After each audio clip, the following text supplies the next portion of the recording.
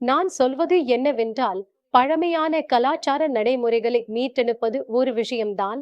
ஆனாலும் கோவில் என்ற ஒரு அமைப்பாகவே அதில் நிறைய அடுக்குகள் இருந்தன. குறிப்பாக கோவில் நகரங்களில். அந்த மாதிரி அங்கே கலைஞர்கள் இருந்தார்கள். கலைப்பொருட்கள் உருவாக்கப்பட்டன. அப்படி ஒவ்வொரு பகுதியும் தங்களுக்கு உரிய நெசவு முறைகள் இருந்தன. இன்னும் அந்த நெசவாளர்கள் சிலர் இருக்கிறார்கள். இவை எல்லாம் தனிமைப்படுத்தப்பட்டுவிட்டன. அந்த அங்கே கூட தெரியுமா, கோவிலில் இலக்கியங்கள் இருக்கின்றன. நிறைய கைப்பிரதிகள், நிறைய இலக்கியங்கள் கோவிலில் நூலகமாக இருக்கின்றன. அந்த காலத்தில் பயன்படுத்தப்பட்ட பல தொழில்நுட்பங்கள் இருந்தன. அவற்றை மீண்டும் உயிர்ப்பிக்கவும், அவற்றை ஒன்றாக சேர்த்து பெரிய அளவில் கோவில் என்ற பெரிய சூழலின் ஒரு பகுதியாக, கோவில் கலாச்சாரத்தின் ஒரு பகுதியாக மீண்டும் கொண்டு வருவது கடினம்.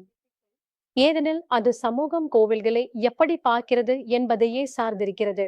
அதனால் இந்த கதையை மாற்றுவது, இந்த நோக்கத்தை சமூகத்தின் கோவில்களை பற்றிய நோக்கத்தை மாற்றுவது நிறைய நேரமும் நிறைய முயற்சியும் நிறைய பேரும் ஒரே மேடையில் வந்து இந்த விஷயங்களை பற்றி விழிப்புணர்வு ஏற்படுத்த தொடங்க வேண்டும். அதனால் இது கடினமானது. மேடம், இன்னும் இன்று கூட நம்மிடம் கோவில் புவியியல் உள்ளது. அதில் நதிகள், மலைகள், கடல்கள், காடுகள் ஆகியவை ஒன்றாக கலந்துள்ளன. அதனால் இது மிகவும் புனிதமான புவியியல்.